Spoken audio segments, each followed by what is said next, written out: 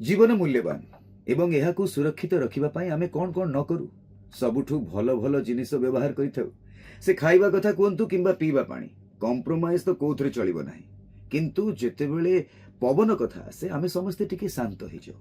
कोन आपण जानिछंती ए बंद कोठरी भितरे भी जेउ पवन अछि सेथिरे भी पोल्यूशन अछि। रिसर्चर्स कहती जदि आपणको घरर वेंटिलेशन प्रॉपर नाही, क्लीनिंग चलीछि, कुकिंग चलीछि, सेठी भी गोटे पोल्यूशन सृष्टि हुए।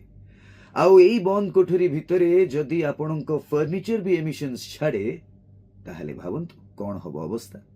अवस्था खराब हे जिवो। आउ एहार सबुठु खराब प्रभाव छोटो पिला, वयस्क, रोगी एवं गर्भवती महिला ऊपर पड़ी थाए। कोन आपण आपणको घरर ए पोल्यूशन रो सॉल्यूशन कथा केबे भाबिछंती? कोन आपण आपणको घरर एयर क्वालिटी इंप्रूव करबा कथा भाबिछंती?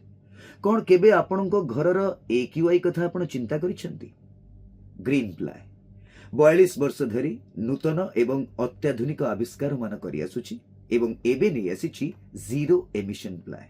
ए कथा मु कहूनी, वर्ल्ड रो टफ स्टैंडर्ड्स कहउछंती जे माने सर्टिफाई करिछंती जे ग्रीन प्लाय होछि भारतर सर्वप्रथम जीरो एमिशन प्लाय।